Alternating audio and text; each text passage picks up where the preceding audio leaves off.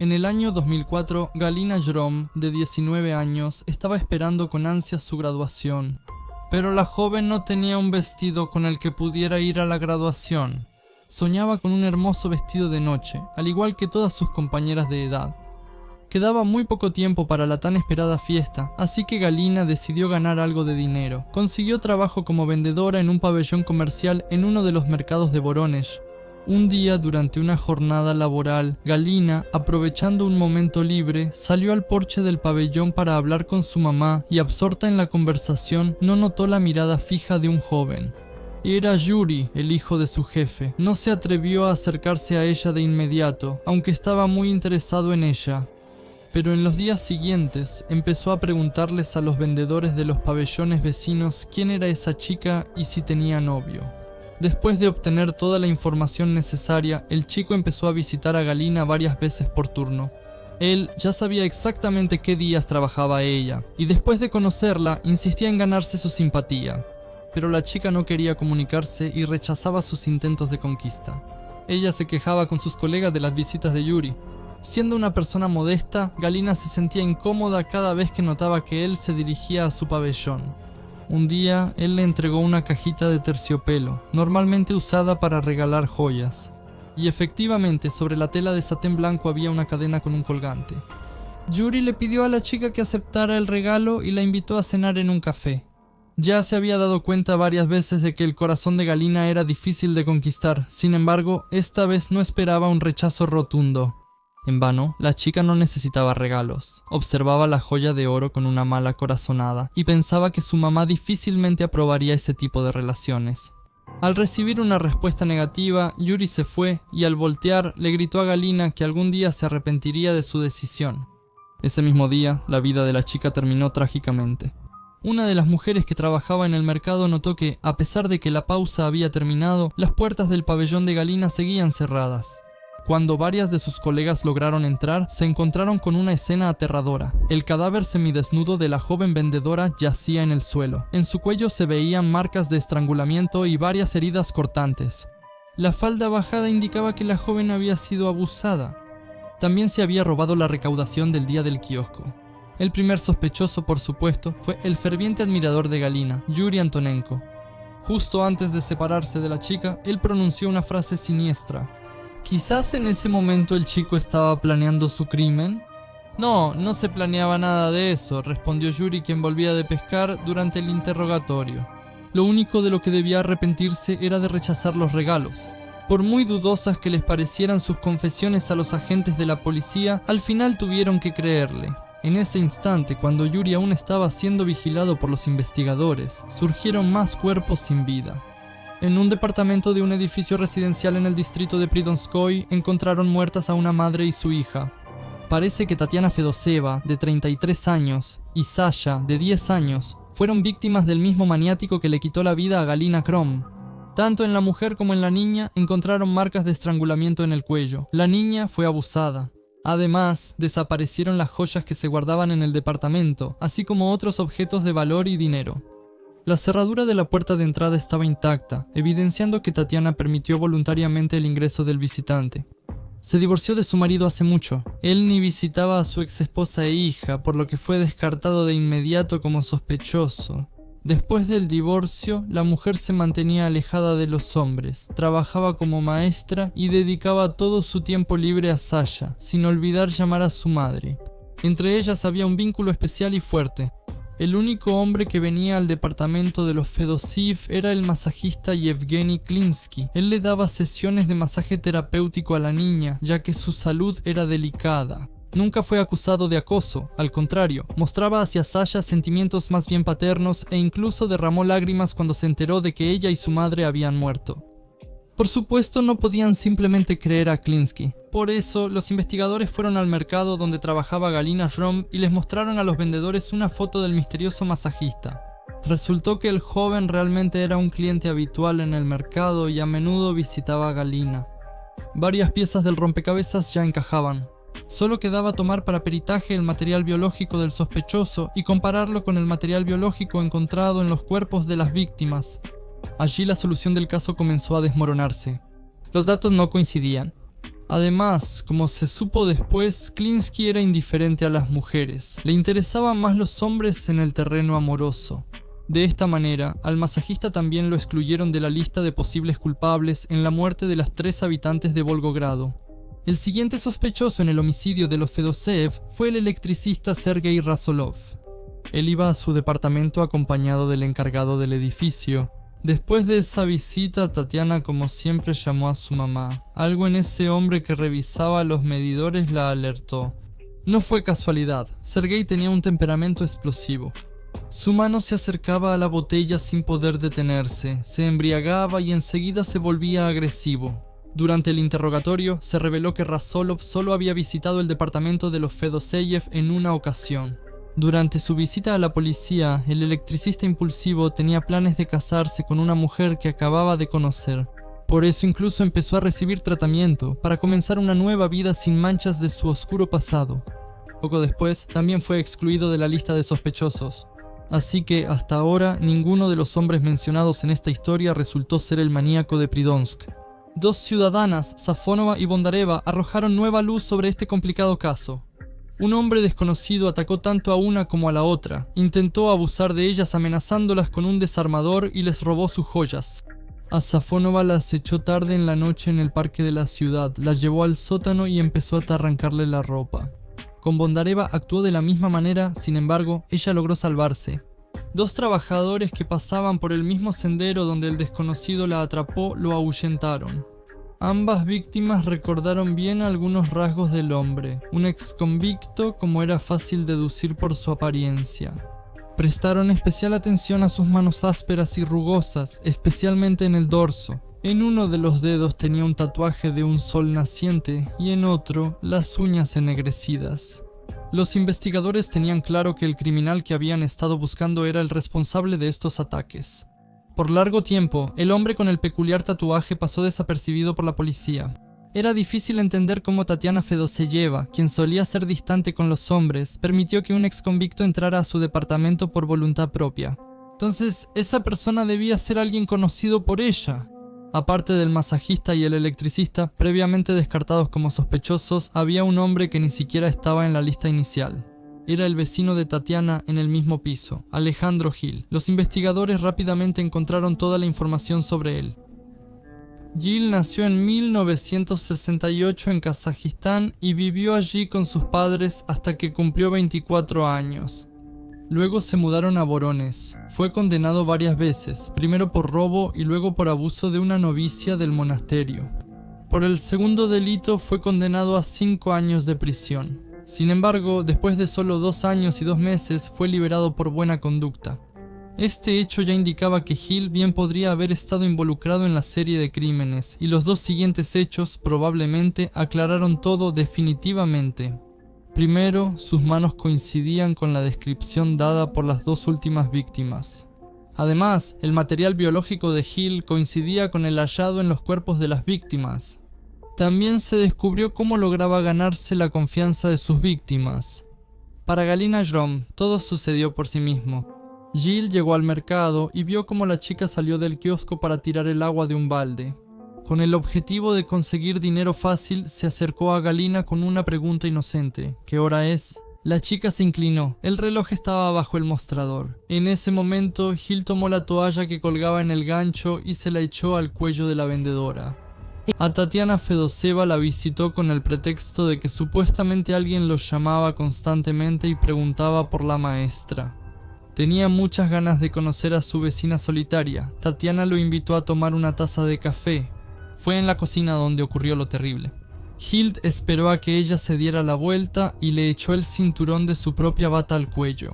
Después de que Tatiana murió, decidió darse un recorrido por las demás habitaciones. Así fue como se encontró con Sasha, de 10 años. Ella dormía tranquilamente en la cama y despertó por las caricias cautelosas de un hombre desconocido. Sasha se asustó y llamó a su mamá, pero en vez de escuchar su voz cariñosa, solo quedaron las preguntas de Gil. ¿Dónde está el dinero? ¿Dónde están las joyas? Habla. El tono autoritario del invitado no deseado asustó mucho a la niña y ella le contó todo. El maniático se llevó todas las cosas de valor, pero temiendo que la pequeña Sasha lo delatara, la tiró al suelo. Primero abusó de ella y luego usó el cinturón de la bata. Con las dos amantes de Alexander Hill, de 27 y 45 años, los investigadores hallaron objetos de las víctimas de 27 y 45 años. Los investigadores hallaron pertenencias de las víctimas, equipos de audio y video de Fedoseva y aretes de oro de Safonova. Por cierto, las damas de su corazón se conocían y Hill intentaba complacerlas con obsequios originales. Con el dinero robado se compraba ropa nueva. ¿Por qué el maníaco de Pridonsk cometió todos estos crímenes? Él mismo no pudo explicarlo claramente, pero para los investigadores esto estaba claro. Lo impulsaba el deseo no solo de obtener ganancias, sino también de satisfacer sus necesidades fisiológicas. Las amantes de Gill admitieron que él era sexualmente insaciable. Con el tiempo, el maniático inventó una justificación para sus acciones. Las voces en su cabeza lo obligaban a cometer los crímenes. Incluso intentó simular un trastorno mental. A veces se comportaba inadecuadamente y en una ocasión se sinceró con los investigadores durante una conversación. Decía que antes trabajó como jardinero personal para el expresidente de la República de Kazajistán, Nursultán Nazarbayev. Claro, era difícil de creer. Los resultados de la pericia forense contradecían su locura fingida. Hill resultó ser cuerdo durante los experimentos de investigación. El maniático, esbozando una sonrisa, declaró: "No se imaginan el placer que es quitarle la vida a alguien. No se sabe con certeza qué cultivó la crueldad en este hombre. Se supone que fue la educación demasiado estricta de su madre autoritaria en su infancia. El pequeño Sasha ni siquiera podía ver televisión sin su permiso. Hasta cierto punto, ella le indicaba a cada paso lo que debía hacer, y él seguía siendo débil y cobarde". Alexander Hill fue condenado a cadena perpetua y se le obligó a pagar a las familias de las víctimas 450.000 rublos a cada una. Sin embargo, ningún dinero les devolverá a los padres, sumidos en un luto eterno, a sus hijas. A Galina Jrom, la primera víctima del maniático, la enterraron con un vestido lujoso, como si cumplieran el sueño de la joven de tener un atuendo hermoso, con el que nunca pudo lucirse en la tan esperada graduación. 19 de julio de 2005, ciudad de Dedovsk, en el distrito de Istra, región de Moscú. Un claro día de verano, un cielo azul sereno sin una sola nube. El sol derrama generosamente sus rayos sobre el entramado de calles que se bañan en su luz. Los adultos se ocupan de sus asuntos por separado. Los ancianos pasean serenos por las alamedas en flor. 3 niños salen a dar otro paseo que promete brindarles muchas experiencias alegres.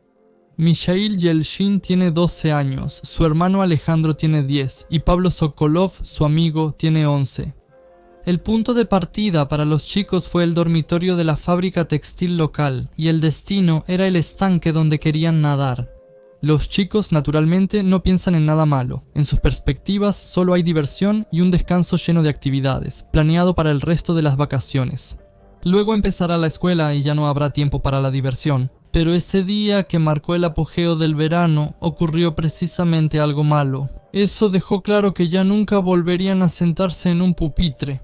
Cuando los chicos ya regresaban a casa, después de haberse divertido mucho y de haber comido helado en vasito por el camino cerca de la carretera de Rozhdestvensky, de repente se les unió un nuevo acompañante. Era un joven de unos 19 o 20 años, de aspecto agradable, pero completamente desconocido. Él les ofreció a los chicos llevarlos en su auto hasta la estación de tren. Sugirió ir en coche en lugar de caminar para disfrutar del paseo. Los chicos aceptaron, anticipando un viaje interesante. Sin embargo, en el camino, el desconocido de repente giró bruscamente hacia su casa de campo, ubicada en una cooperativa de jardines con el sencillo nombre de Polanka. Y pronto quedará claro por qué. Cuando el automóvil se detuvo, Mijail no estaba en el asiento trasero, sino en la cajuela. Fuese el conductor quien lo metió ahí a la fuerza. Para poder encargarse de los demás chicos, necesitaba quitarles la posibilidad de salir del auto. Sin fuerzas para resistirse o defender a sus compañeros, Misha, dejado para el final, escuchó horrorizado cómo a Sasha y a Pavlik los amordazaban uno tras otro con una camisa. A él tampoco le quedaba mucho tiempo de vida, porque ya al día siguiente el maniático, y ahora sí se le puede llamar así, lo llevó al pueblo de Lushki y al amanecer lo estranguló con un cordón cerca del cementerio del pueblo. Los cuerpos de los 3 fueron encontrados a finales de julio o principios de agosto de ese mismo año, 2005. Los cadáveres estaban muy mutilados. El medio de camuflaje superficial fue el follaje. Estos hallazgos horribles, aunque inquietaron al público, no pudieron llevar a la investigación a la identidad del criminal, y de esta manera el caso quedó archivado durante 4 años completos. En 2009, en una de las zonas boscosas de Moscú, cerca del claro desafortunado que ya conocemos, se encontró el cuerpo de una niña. Quien le quitó la vida al estudiante cubrió su cuerpo con un asiento de automóvil y una maleta, posiblemente para dificultar el hallazgo del cadáver. Tenía 14 años. Las circunstancias de la muerte en esta ocasión casi de inmediato se convirtieron en objeto de interés para la investigación. Se logró averiguar que la última llamada telefónica de la fallecida fue con Alexei Sergeyevich Kruglov, el hermano de su madre, su tío. Además, se estableció que precisamente ese día Kruglov pidió permiso en el trabajo, por una extraña coincidencia, mencionando el hecho de la desaparición de su sobrina. Por suerte detuvieron muy pronto al tío preocupado. Y aquí ocurrió lo más interesante. El sospechoso confesó sinceramente no solo este crimen, sino también varios otros, entre los cuales estaba el brutal asesinato de 3 chicos, del que ya hacía mucho que se habían olvidado. En cuanto al último ataque, los detalles son los siguientes. Krylov le ofreció a su sobrina Ana acompañarla hasta la escuela. La niña, que no sospechaba nada, aceptó y unos momentos después fue estrangulada con un cordón. Toda esta pesadilla ocurrió en el distrito de Istra, en la calle Yariko-Podshipnikovaya. Poco después salieron a la luz los detalles del primer crimen cometido por Kruglov. Ocurrió en agosto de 2003 en una casa de campo. En ese entonces, la víctima también fue un niño. Y antes de saber qué pasó después, dale like a este video, suscríbete y activa la campanita para no perderte nuevas historias extrañas y aterradoras. Además, suscríbete al Telegram de Strashnoti. El formato es totalmente distinto, con abundante contenido y una atmósfera única. La entrada está prohibida para los nerviosos, pero si no tienes miedo, el enlace está debajo del video. Se llamaba Petia. Por lo visto, Petia era amigo de Ania, la misma sobrina de Dushegub que murió a manos de él 6 años después. Por eso, quedarse a veces en la casa de su amiga era algo normal para el niño. Tenía 9 años. Ese día de agosto, el maniático llevó a Petia, que no sospechaba nada, a su casa.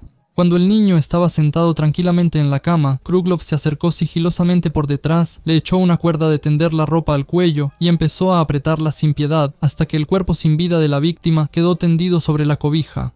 Unos momentos después, el cuerpo fue llevado al bosque y dejado allí, cerca de un túnel ferroviario ubicado en el kilómetro 47 del tramo Snegiri-Manichina. Esa fue la primera experiencia criminal de Alexei Kruglov. Se transformó completamente, aunque era consciente de lo que había hecho. Intentó desesperadamente borrar las huellas del crimen y de todas las maneras posibles evitar la responsabilidad penal. De ahí esa rapidez y destreza para deshacerse del cadáver. En cuanto a este caso en particular, después de la exposición de Kruglov, en una de las audiencias judiciales habló la madre de Petia, Natalia Vladimirovna. Ella confirmó la información de que el 17 de agosto de 2003 su hijo estaba en la casa de campo. 9 días después le avisaron que el niño no había pasado la noche en casa de la abuela.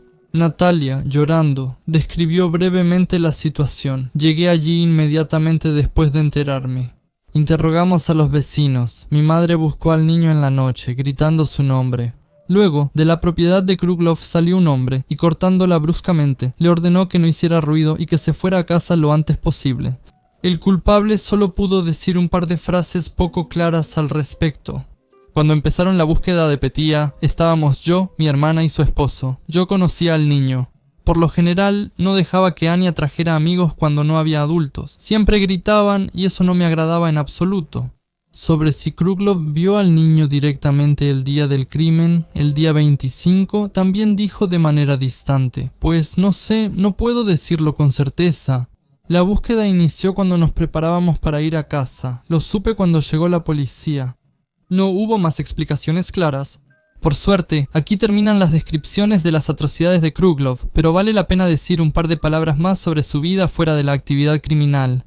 El futuro maniático nació el 8 de marzo de 1986 en Moscú, donde vivió posteriormente. Obtuvo una educación técnica media y trabajó como mecánico automotriz en el centro técnico de Kia Motors. No se conocen más detalles sobre su infancia y juventud. Tampoco está del todo claro por qué empezó a quitar vidas. Como motivo que guiaba al sádico, hipotéticamente se considera el placer de quitar vidas y causar sufrimiento. ¿Por qué elegía como víctimas precisamente a niños inocentes, puros, que en teoría no habían hecho nada para ofender al orgulloso ego maníaco? Tal vez porque solo podía hacerle daño a los indefensos o contaba con la ingenuidad, gracias a la cual todos esos asesinatos se llevaron a cabo. Aquí hay otra pregunta que seguramente se hace cualquiera que haya conocido la historia de Kruglov. Como resultado de los exámenes psiquiátricos forenses realizados, quedó claro que el culpable era consciente del peligro social de sus acciones. Alexei Kruglov fue declarado imputable. Previo a la primera audiencia, el acusado trató de cortarse el cuello mientras era trasladado desde el centro de detención preventiva en el vehículo de traslado. Pero, para decepción de Kruglov, los médicos lograron salvarlo y el torturador de Istra se sentó en el banquillo de los acusados con el cuello vendado. Escuchó la acusación con total calma, como si no tuviera nada que ver con él. No se apresuró a arrepentirse o pedir perdón. Más adelante hubo otros 3 intentos de suicidio, también fallidos. Los médicos calificaron esas acciones agresivas del maníaco hacia sí mismo como demostrativas. Es muy probable que hayan sido provocadas por el mismo deseo obsesivo de evadir la responsabilidad y la condena pública, que llovía de todas partes sobre el estrangulador. En el año 2010, en una audiencia judicial, Kruglov de repente declaró que no tenía relación con los crímenes ocurridos en 2003 y 2005. De hecho, los crímenes de 2003 no se consideraron completamente probados, pero en los incidentes relacionados con 2005 y 2009, el tribunal reconoció sin reservas la culpabilidad de Alexei. Hasta ahora no está claro si hubo un aspecto sexual en estos crímenes. En el tribunal se señaló que Kruglov solo estrangulaba a los niños y no se observaron elementos de abuso. Independientemente de hasta qué punto este hecho sea cierto, la culpa es culpa, y el castigo para el cruel criminal fue la cadena perpetua. Ahora tiene cerca de 40 años y todavía pasa sus días entre las frías paredes de la prisión. Y hasta el día de hoy, la Asociación de Jardines Polianka sigue envuelta en recuerdos sombríos y a la vez tristes sobre los 5 niños que perdieron la vida allí. El 25 de mayo de 2003, 2 alumnas de 11º grado de la escuela número 44 en la ciudad de Kopeisk, Oksana Kutsina y Elena Smogina, regresaban a casa después de la graduación. El último timbre sonó temprano en la mañana, y eso significa que a las chicas no solo les esperaban unas vacaciones de verano llenas de actividades, sino también la entrada significativa a una nueva etapa de la vida adulta. Las chicas descansan, el crepúsculo se refleja en las ventanas ajenas, las luces pálidas de las lámparas se detenían. Las amigas discutían animadamente los planes para los próximos días, la preparación para los exámenes de admisión en la universidad local y recordaban las circunstancias de la alegre celebración que había terminado literalmente una hora antes. De repente, un hombre desconocido se interpuso en el camino de las graduadas y les dijo: ¿No quieres conocernos, hermosa? Les preguntó y en su rostro apareció una sonrisa extraña. Oksana y Elena no querían involucrarse con un desconocido, así que rechazándolo amablemente siguieron su camino. El hombre se abalanzó bruscamente sobre las chicas como un torbellino. 2 fuertes golpes en la cabeza y Oksana cayó al suelo. Uno más y Elena también cayó al suelo.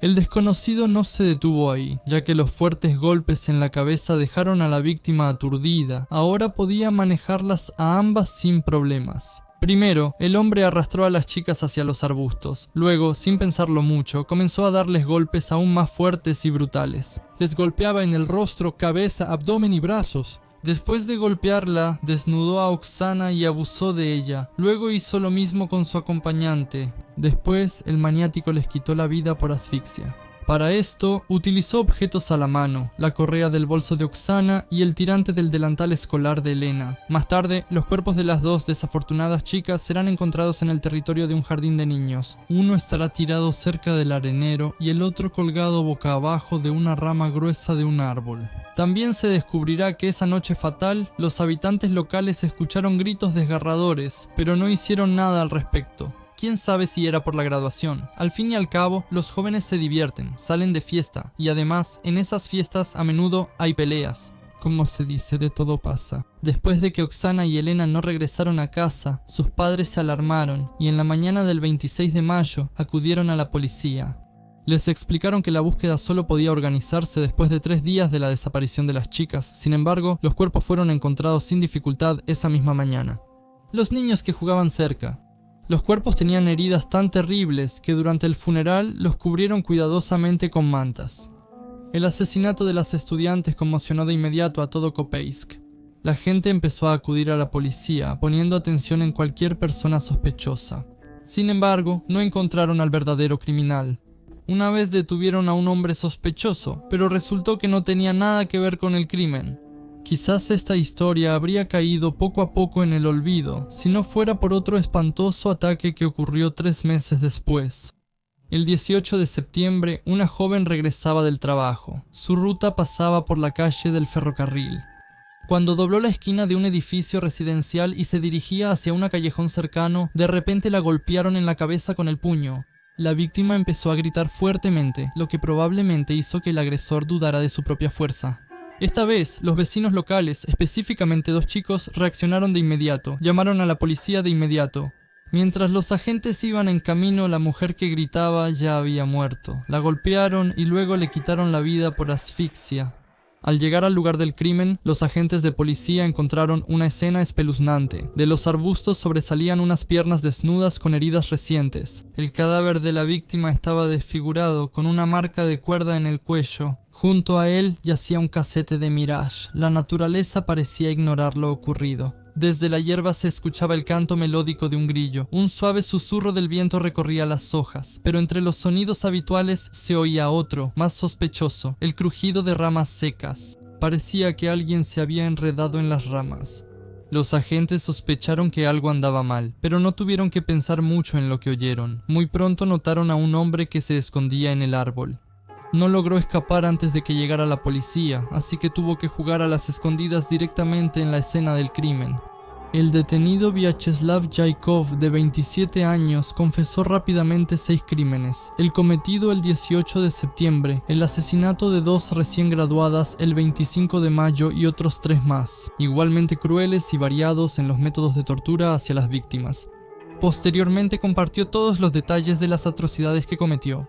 La implicación de Yaikov en el último asesinato se confirmó gracias a sus huellas dactilares en ese mismo casete del grupo Mirage.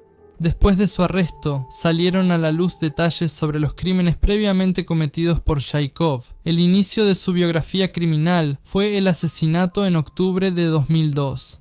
Ocurrió en una estación de servicio. Yaikov derribó a la mujer con varios golpes en la cabeza, lo cual no representó dificultad ya que ella se encontraba en estado de ebriedad. Posteriormente, precisamente este método de establecer control sobre víctimas indefensas se convirtió en su sello distintivo. Luego le quitó la vida por asfixia. Su cadáver fue encontrado en un barranco. La ropa interior estaba bajada, el pecho y el abdomen estaban descubiertos. El siguiente crimen ocurrió en la noche del 1 de mayo de 2003. Yaikov impulsivamente volvió a encontrarse con una joven algo ebria. El enfrentamiento entre el maniático y la víctima en una de las cooperativas de garajes no duró mucho. Poco después, Dushegu estranguló a la joven y le quitó la vida con un cordón que siempre llevaba en el bolsillo. Se halló un cadáver semidesnudo entre la maleza en la avenida de la Victoria.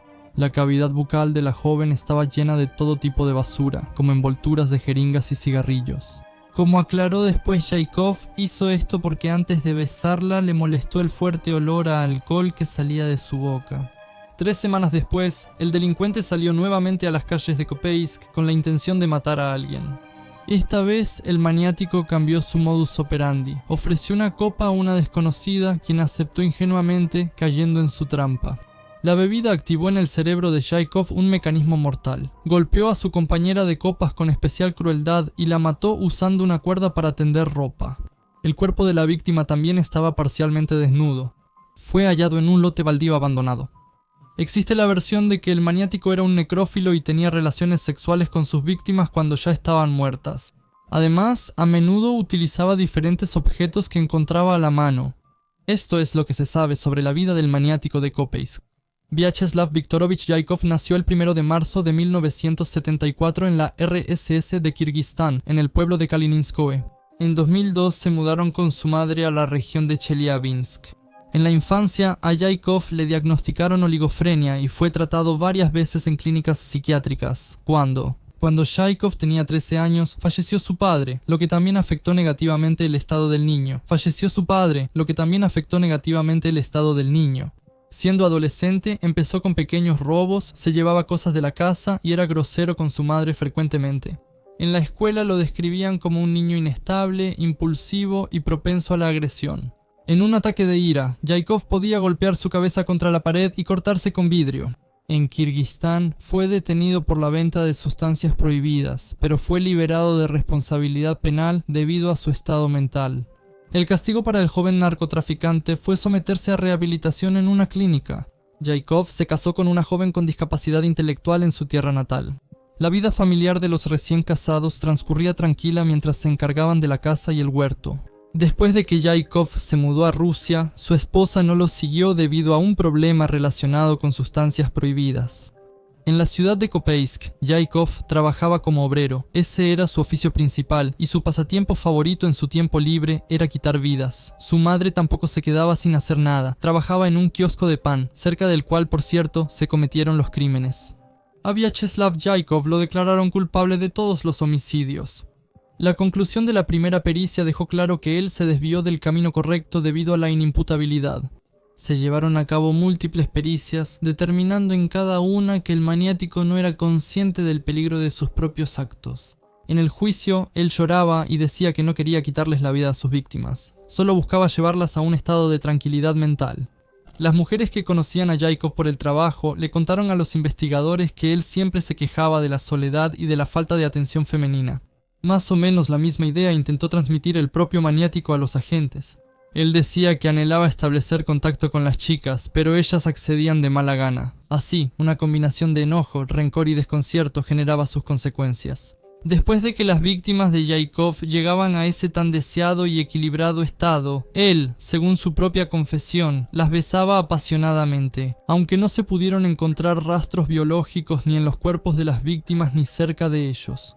Sin embargo, además del trastorno mental, también se señaló un motivo sexual para los crímenes, como lo indican las acciones específicas realizadas con los cuerpos de las víctimas. En febrero de 2005, el Tribunal Regional de Chelyabinsk decidió enviar al maniático a un tratamiento obligatorio en un hospital psiquiátrico de tipo especializado, donde permanece hasta el día de hoy. Ahora tiene 47 años y solo se comunica con su madre, de 70 años. Vera Ivanovna Yaikova insistió varias veces en la revisión del caso penal, estando convencida de que su hijo no es culpable. Según ella, Vyacheslav era una persona pacífica y apreciada en su trabajo. Sin embargo, Vera Ivanovna señaló el principal defecto en el carácter de su hijo. Él no tiene su propia opinión, es influenciable, dócil, siempre hace todo lo que le ordenan, ya que no es capaz de pensar de manera crítica. Su forma de expresarse es deficiente. La madre de Jaikov lleva 18 años creyendo firmemente que su querido Slava no pudo haber tratado tan cruelmente a esas mujeres, y según ella, tampoco hay muchas pruebas de su implicación en esos crímenes. Él no es agresivo, llora mucho, dice que lo intimidaron y que constantemente lo amenazan, chantajeándolo con que yo tendré problemas, confiesa Vera Ivanovna. Además de mí, él no tiene a nadie más en absoluto. En el año 2002, en enero, una joven de 25 años llamada Tatiana llegó de Minsk a Moscú. En uno de esos fríos días de invierno, se le acercó un joven y le preguntó cuál era la razón de su tristeza. Le propuso conocerse y luego, en un tono alegre, aparentemente para animarla, añadió: «Hoy es mi cumpleaños». Por lo visto, esa frase causó una impresión mágica en la joven. Y ya al poco tiempo, el hablador cumpleañero se instaló nada menos que en el departamento de Tatiana, en un edificio ubicado en la avenida Leningradsky. Sin embargo, esa visita no terminó con una fiesta, sino con el robo a la confiada Tatiana y la privación de su vida por medio de estrangulamiento. Se robaron varios objetos de valor. El cuerpo de la joven fue hallado el 18 de enero atado y con una marca de estrangulamiento en el cuello. En marzo de 2013, Svetlana, de 22 años, llegó a Moscú desde Omsk para visitar a sus familiares. La joven practicaba danzas orientales y, en general, tenía muchos planes para su vida. Por ejemplo, soñaba con trabajar como peluquera. Pero entonces, su prima Ira intervino en sus sueños y le propuso colaborar con un grupo de baile, actuando en diferentes lugares. Llena de entusiasmo, a Svetlana le encantó la idea. Su amor por el nuevo oficio fue creciendo poco a poco. Ganaba una suma considerable, de la cual enviaba una parte a sus padres. En lo personal, todo también marchaba excelente. La joven empezó a salir con un chico acomodado, y después de recibir la bendición de sus padres, incluso planeaban casarse. La vida le mostraba a Svetlana solo sus lados más brillantes, pero un día, en la calle, un automóvil se detuvo frente a ella y un desconocido le ofreció llevarla a su casa. La futura novia aceptó, anulando así todas las esperanzas de una pronta boda. El conductor se desvió de la ruta prevista y fríamente se deshizo de la joven, abusó de ella y luego la estranguló con una bufanda. Unos días después, en un departamento de Moscú, la madre de Yekaterina, de 20 años, se preocupó al notar que su hija se retrasaba en el trabajo. El mal presentimiento estaba justificado. El cuerpo de la joven fue encontrado en una zona boscosa. Fue asesinada casi de la misma manera que las víctimas anteriores. Primero fue abusada y luego estrangulada. En abril de 2003, caminar por las calles de Moscú se torna más riesgoso. A los 3 cadáveres encontrados anteriormente se sumó uno más. Fue hallado en un departamento rentado en el Boulevard Matrosa Selesnyaka. La fallecida Natalia, de 34 años, llegó de Novosibirsk y al parecer tampoco pudo resistirse a los encantos del misterioso Don Juan que deambula por los callejones de Moscú en busca de mujeres. Natalia fue estrangulada. Quedó claro que este era el método favorito de asesinato para el maniático con el que la investigación aún tendría que lidiar. Casi al mismo tiempo, se halló otro descubrimiento aterrador en el parque de la ciudad, el cadáver de la mujer de un oficial de policía. Como se descubriría más tarde, entre ella y su esposo surgió una pelea durante un viaje en auto. La discusión fue tan intensa que la mujer, abrumada, se vio forzada a abandonar el vehículo y deambular por la carretera sin dirección. Fue entonces cuando la atraparon. El maníaco se ganó la confianza de la mujer, que en ese momento buscaba comprensión y llevó a cabo sus intenciones. Si la desafortunada hubiera escuchado las súplicas de su esposo para regresar, habría sobrevivido. Julio de 2003. Se hallaron simultáneamente 2 cuerpos sin vida de víctimas de 28 años. Ambas fueron estranguladas, una con una cuerda y la otra con un cinturón. Hallaron uno de los cadáveres en el jardín botánico. Los crímenes se cometieron el día 1 y el 4, con solo 3 días de diferencia, el 21 de julio. Lidia, una moscovita alcohólica de 43 años con experiencia, caminaba tranquilamente por una calle de la ciudad con botellas llenas tintineando en su bolsa. De repente se oyó la voz reprobatoria de un extraño. ¿No es mucho para ti sola? La mujer, sin ser avara, invitó gustosamente al hombre a su casa pensando en tomar unos tragos juntos. Pero el invitado respondió a las buenas intenciones de Lidia de una manera muy diferente a la esperada por ella. Él la atacó, y cuando su hijo Antón llegó a casa, tenía 13 años, y ante los ojos del niño se presentó una escena aterradora. El criminal también acabó con él y así se deshizo de un testigo innecesario. El cuerpo de Antón fue hallado colgado en la puerta interior. Pero antes de saber qué pasó después, dale like a este video, suscríbete y activa la campanita para no perderte nuevas historias extrañas y aterradoras. Además, suscríbete al Telegram de Strash Naughty. Ahí el formato es totalmente distinto, con abundante contenido y una atmósfera única. Entrada prohibida para sensibles. Si no temes, enlace bajo el video. Pronto comenzaron a circular terribles rumores sobre un maniático por toda la ciudad. A pesar de esto, las autoridades no consideraron necesario dar la alarma, ya que según ellos los crímenes no estaban relacionados entre sí. Además, por razones desconocidas, los ataques a mujeres cesaron. En ese mismo tiempo, un tal Vladimir Mirgorod, de 25 años, fue condenado por el Tribunal Preobrazhensky a 6 años de prisión por abuso y robo. La joven que fue víctima de las obscenidades de Mirgorod y su amigo no se quedó callada y denunció directamente a sus agresores ante la policía. En enero de 2005, Mirgorod fue condenado por el Tribunal del Distrito Preobrazhensky a 6 años de prisión. No lo sospechaban de la serie de crímenes brutales con resultado letal, a pesar de que después de su arresto, estos cesaron en el norte y noroeste de Moscú. En julio de 2010, el maníaco fue liberado. Durante una de sus visitas habituales al oficial de distrito, de pasada mencionó que tenía delitos más graves en su haber, específicamente quitarle la vida a alguien.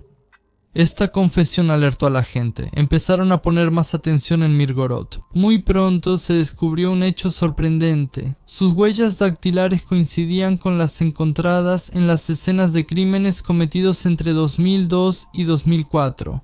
El responsable de aterrorizar a Moscú durante 2 años fue hallado. No se sabe cuántas mujeres y jóvenes más habrían sufrido a manos de este maniático, de no ser por su propia imprudencia que lo delató. Cabe señalar que en la mayoría de los casos, Mirgorod lograba ocultar hábilmente las huellas y engañar a los agentes de policía, quienes de por sí no se caracterizaban por su gran iniciativa. Como se supo, Vladimir se alegró de que lo oculto finalmente saliera a la luz. Deseaba apasionadamente ser desenmascarado para librarse de sus tormentos internos. La confirmación de su culpabilidad en los crímenes cometidos no tardó en llegar. Es cierto que solo confesó 8 episodios y los investigadores le recordaron otros tantos asesinatos. La implicación de Mirgorod en las atrocidades se logró probar gracias a la prueba de ácido desoxirribonucleico. Se descubrió que, para quitarles la vida a las pobres chicas, utilizaba diferentes objetos a la mano. Usaba diversos objetos como cinturones de bata, correas de bolsos de mujer, bufandas y cables eléctricos. Después de la nueva detención y arresto, aparentemente del exconvicto, surgió la necesidad de estudiar su biografía. Vladimir Viktorovich Mirgorod nació en Moscú el 1 de noviembre de 1979. Vivía con su familia cerca de la estación de metro Petrovsko-Razumovskaya, en el distrito de Temiriasevsky. Su padre era constructor y su madre contadora. En este caso, contrario a los argumentos de que los maníacos crecen en un ambiente familiar desfavorable, donde los padres los humillan, las circunstancias eran completamente diferentes.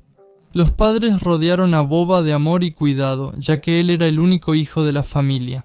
Mientras estudiaba en la escuela, el futuro maníaco tenía éxito y siempre aspiraba a algo nuevo. Y después de terminar sus estudios, ingresó al Instituto de Acero y Aleaciones. Debía convertirse en ingeniero, pero no lo logró, porque ya en el segundo año abandonó los estudios y se dedicó a otro oficio. Repartía cargas, y el dinero que ganaba lo gastaba en regalos para las chicas a quienes sabía conquistar con maestría. Además, se supo que tenía una novia. La fotografía de Mirgorod, donde aparece con el torso desnudo y una mirada seductora y apasionada, todavía adorna uno de los sitios de citas. Y todo estaría bien, si no fuera por el terrible secreto que el protagonista principal de esta foto ocultó durante 2 años. Todos los que rodeaban a Vladimir lo conocían como un chico educado, intelectualmente desarrollado, alegre y sociable. En resumen, era el centro de atención y parte integral del grupo. Por supuesto, después de los impactantes detalles sobre el asesinato y de que Mirgorod recibiera merecidamente el estatus de maníaco, ninguno de sus conocidos podía creerlo. En una entrevista, Mirgorod, con una gran sonrisa, reveló por qué cometió sus crímenes. Quitaba la vida porque no veía razones para limitarse y porque nadie lo detenía. Sobre cómo contactaba a las víctimas, declaró con despreocupación: simplemente me acercaba y me presentaba. A veces ellas mismas se acercaban, tomaban algo, sin agresión ni nada similar. Y luego, no es exactamente un apagón en la memoria, es como una niebla, ¿sabes? A algunas de las víctimas ni siquiera las recordaba, porque todo sucedía principalmente en la oscuridad, por las noches. Según sus propias palabras, no sentía remordimiento, y su terapia de recuperación era un sueño tranquilo y prolongado. Al cometer sus crímenes, el miedo no existía para el maniático. Matar a sus ojos era algo cotidiano. Esto no es antinatural, explicó Mirgorod. Las personas se quitan la vida entre sí literal y figurativamente. Miren la televisión. Solo se arrepintió parcialmente de sus crímenes, pero nunca pidió perdón a los familiares de las víctimas. Al estrangulador, como posteriormente empezaron a llamar a Mirgorod, lo declararon cuerdo, y el 30 de enero de 2012 fue condenado a cadena perpetua. El primer lugar de reclusión del asesino fue la colonia Águila Negra en la región de Sverdlovsk, y luego lo trasladaron a otra colonia con un nombre mucho más inocente, Copito de Nieve, en el territorio de Jabarovsk. Perfil del maniático, retrato de la víctima. ¿Alguien sabe qué significan estos términos? Por lo general, los futuros maniáticos muestran señales desde la infancia. Así fue en el caso que les contaré hoy. ¿Es posible identificar a un maniático desde la infancia? ¿Será un niño propenso a la conducta violenta y agresiva, que se manifiesta en la escuela y aterroriza a su familia? ¿O será todo lo contrario? ¿Es el compañero callado y reservado con quien nadie habla? No hay una respuesta definitiva. El protagonista, o más bien el antihéroe de la historia de hoy, ya se había dado a notar desde la infancia. Sus padres eran visitantes frecuentes en la oficina del director de la escuela, y en casa, detrás de puertas cerradas, su hermana sufría golpizas y ataques regulares de su parte. La ejecución de la mascota de la familia debió haber sido una señal de alarma para los padres. Siendo apenas un niño, por curiosidad o tal vez ya por placer, mató a su propio perro ahorcándolo. No se pudo averiguar si fue castigado por eso, ya que no quedan testigos de aquellos lejanos años.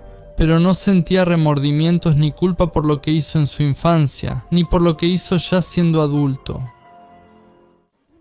Las abuelas contaban que él mató a su perro porque el perro quería más a su hermana. Es decir, a veces él mataba a su hermana. El lejano año 2000, en las ciudades pequeñas, todavía no todos tienen televisión a color, y la radio y los periódicos son la principal fuente de información. Los hechos ocurrieron en la ciudad de Griazi, en la región de Lipetsk. Una joven llamada Virginia regresaba a casa tarde en la noche. A los 19 años su vida apenas comenzaba, sus padres la ayudaban en todo lo que podían, los amigos estaban presentes en su vida no solo cuando había algo para salir a divertirse, su novio la rodeaba de cuidado y atención. A fines de septiembre oscurece temprano. Los autobuses, como de costumbre, siempre llegaban tarde y no cumplían con el horario, sin importar el momento. Tal vez por eso la vida de Virginia, que apenas comenzaba, se truncó. Lo que quedaba de ella lo encontraron en octubre de ese mismo año en un campo.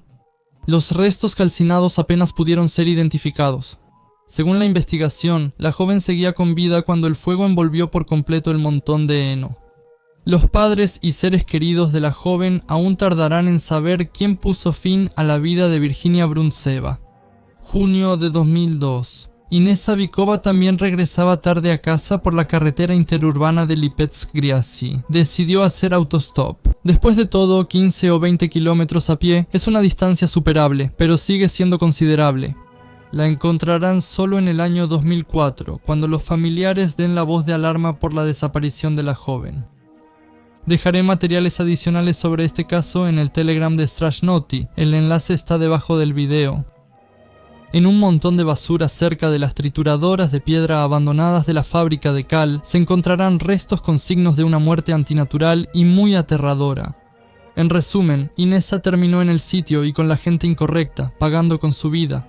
Año nuevo, vida nueva. Zoya Roshina recibió ese año 2003 en agradable compañía de amigos. Había comida, había bebida y un techo sobre sus cabezas.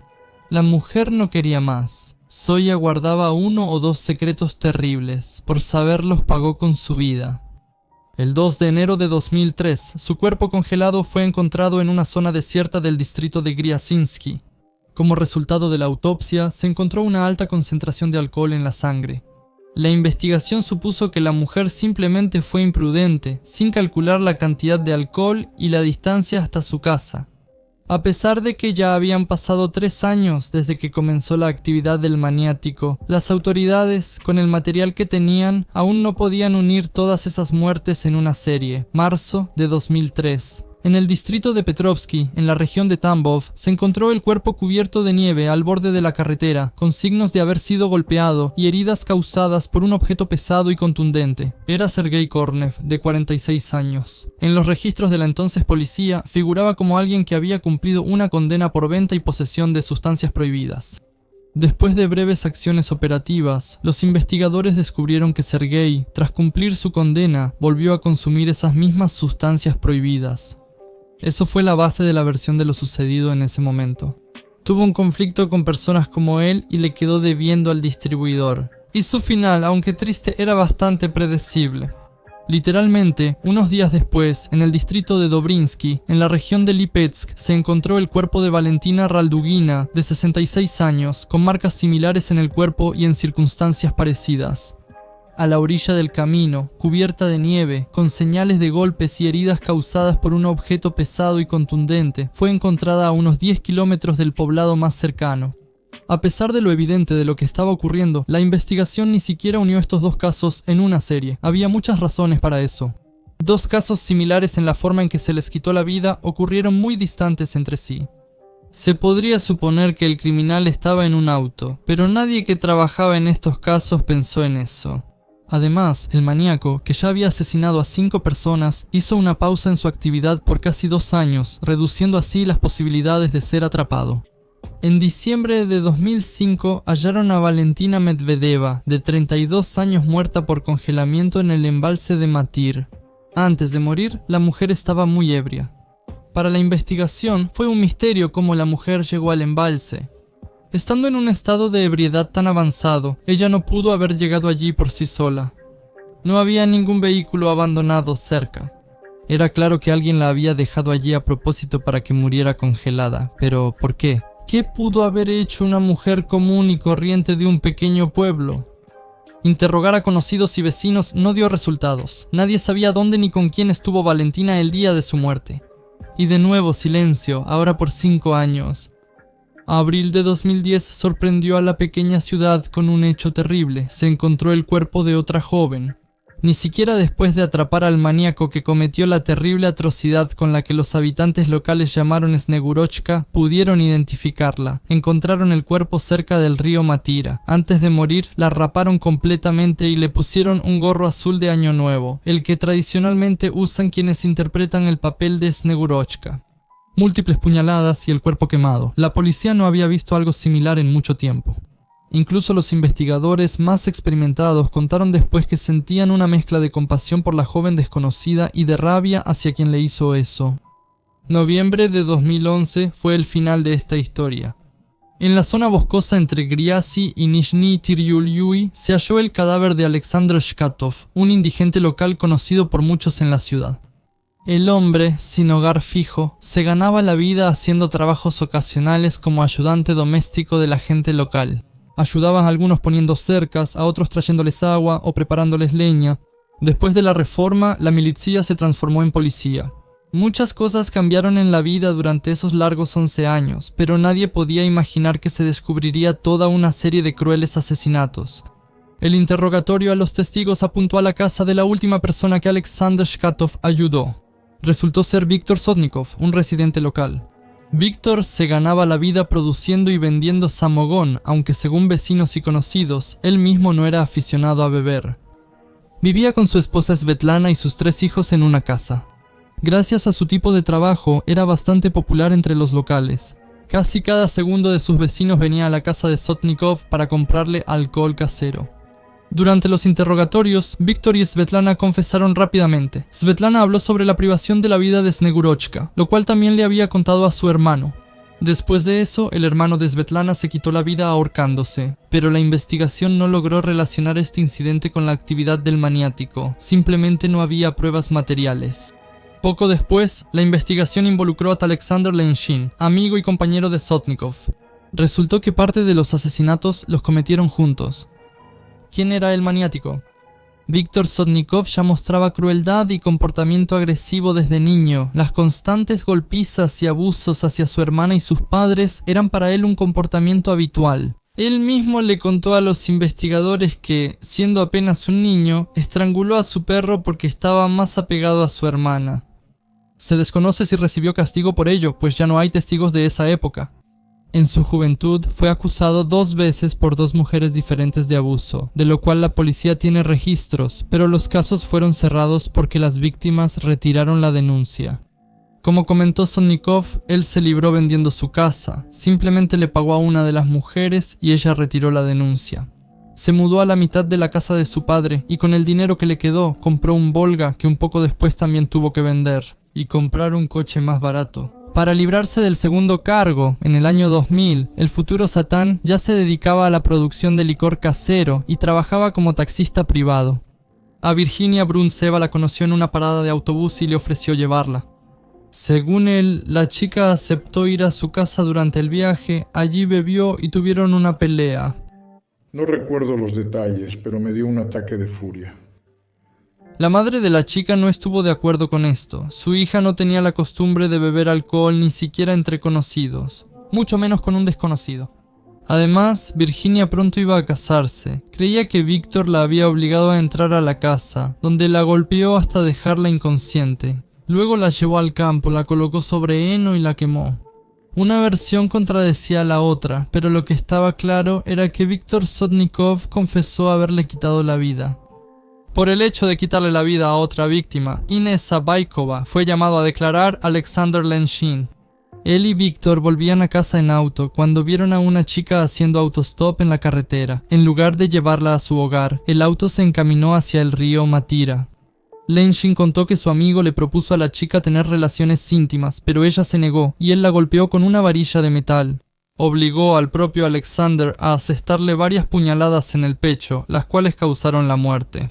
Después de eso intentaron ahogar el cuerpo, pero por alguna razón no pudieron hacerlo. Entonces llevaron el cuerpo de Inés al territorio de la fábrica de Svestkovi, donde lo dejaron en una de las fosas, cubriéndolo previamente con basura. Y lo cubrieron con toda la basura. Como ya se sabe, su cuerpo fue encontrado hasta el año 2004, casi 2 años después de su muerte. Zoya Roshina también fue privada de la vida por Sotnikov junto con Lenshin. Ella, al igual que Lenshin, vivió un tiempo en la casa de Víctor y sabía sobre los 2 crímenes anteriores. Por miedo a ser atrapado, Sotnikov le propuso a su amigo, que estaba algo ebrio, llevar a Zoya lejos de la ciudad, a lo que él aceptó. Juntos subieron a Zoya, que ya había bebido bastante y se había quedado dormida, al Volga y la llevaron fuera de la ciudad. Confiaban en el éxito de su plan y en quedar impunes. En Año Nuevo, todo puede suceder. Así fue, la muerte de Zoya Roshina la tomaron como un accidente y lo sucedido no recibió mucha atención. Cuando los vecinos y conocidos le preguntaban a Sotnikov a dónde se había ido su asistente doméstica, él respondía que se había ido a vivir con su suegra. La privación de la vida de Sergei Kornev y Valentina Raldugina, que ocurrió con solo unos días de diferencia, también la cometieron juntos los hombres. Sergei pidió que lo llevaran a Tambov por una pequeña tarifa. En el camino, Lenshin, por una razón desconocida, golpeó varias veces a Sergei, primero con los puños y luego con una maza. Dejaron el cuerpo en la orilla del camino, cubriéndolo con nieve. Alexander contó que a Valentin Raldugin le quitaron la vida de la misma manera. La mujer vino a ellos con la petición de llevarla al distrito de Dobrinsky. En el camino la golpearon con los puños, luego con una maza y también dejaron el cuerpo a un lado del camino. Ese fue el último asesinato en el que Alexander Lenshin participó junto con Valentin Medvedev en el año 2005. Sotnikov lo invitó a su hogar. Más tarde, él le prometió llevarla a Lipetsk, donde vivía la mujer, pero en vez de eso la emborrachó, la sacó de la ciudad y la dejó en la nieve para que se congelara. Satán explicó la pausa de 5 años diciendo que estaba pasando por un periodo difícil en su vida personal. Su pareja, Valentina, logró escapar de él en el 4º intento. Ella sufría golpizas regularmente y varias veces Víctor la había traído de vuelta a la fuerza. Tras la detención de Sotnikov, ella estaba en la lista de desaparecidos. Se suponía que, al saber sobre los crímenes, ella había compartido el destino de las víctimas de su pareja, pero la encontraron sana y salva en Tambov, a donde huyó del tirano, posiblemente salvando así su vida. En 2008, Sotnikov empezó a vivir con una joven de 25 años llamada Svetlana. Una vez, ella fue a su casa por aguardiente, después de lo cual la vieron conocidos y familiares, incluido su hijo de 5 años. Solo después de que ella ya quedó embarazada y aceptó casarse con Sotnikov. ¿Y cómo que no salía de la casa? Él no me dejaba salir, no quería que saliera, y al principio se mostraba amenazante, me amenazaba. Durante su matrimonio, Svetlana tuvo un hijo y una hija 2 años después. Por el testimonio de Svetlana, quedó claro que ella y la anterior pareja de Sotnikov iban al dispensario psiquiátrico por medicamentos para el conviviente del esposo. El asesino estaba registrado con el psiquiatra y no se negaba a recibir tratamiento con medicamentos. Pero no le gustaban tanto las visitas al médico que obligaba a sus mujeres a ir por él. En el año 2010, Snegurochka, que había aterrorizado a la ciudad, llegó a su casa junto con Víctor. Ante los ojos de Svetlana, Víctor desnudó y rapó a la chica, y luego le puso un gorro navideño en la cabeza. El maniático subió a su esposa y a la chica al auto, las llevó al río Matira, donde primero apuñaló y luego quemó a la desconocida. En el año 2011, la última víctima fue Alexander Shkatov. Víctor lo invitó a su casa para que le ayudara a preparar leña. Entre los hombres surgió una discusión, que rápidamente se calmó. Alexander pensó que no quedaban resentimientos, así que aceptó la propuesta de ir por Svetlana a Nizhny Teleliui. En el camino, Sotnikov lo mató con una bola de metal y arrojó el cuerpo en la zona boscosa. Como cualquier maniático en el juicio, intentó hacerse pasar por loco, pero no le funcionó. Los periodistas acosaban a los vecinos, familiares y conocidos de Víctor. Para una ciudad tan pequeña, fue un acontecimiento que quedará en la memoria durante muchos años. La mayoría de los habitantes de la ciudad no sospechaban que entre ellos vivía un maniático, pero los vecinos sí. Tatiana, la vecina de la calle, le dijo a los periodistas: a veces vas a casa con bolsas y si te ofrecen llevarte no aceptas porque sabes que acabarías en el cementerio de inmediato. No sé cómo vivía la primera esposa de él, Valia, con quien yo viví mucho tiempo. A su segunda esposa no la conozco. Víctor también bromeaba, insinuando varias veces sobre sus inclinaciones. Valentina Churilova, de Griazi, recordó que su padre le dijo a Sotnikov que tenía 85 años, a lo que éste respondió: «Oh, entonces ya es hora de que te quiten la vida, tío Petya, ya viviste suficiente». Otra vecina afirma que Sotnikov persiguió a 2 de sus conocidos con un hacha. Simultáneamente, los ciudadanos no solo no alertaron a las autoridades sobre su vecino, sino que también dejaban a sus hijos jugar cerca de su vivienda. Ahí estaba la colina desde donde Sotnikov se deslizaba en invierno. Salía regularmente a la colina, bromeaba, empujaba los trineos y en verano jugaba fútbol con los niños.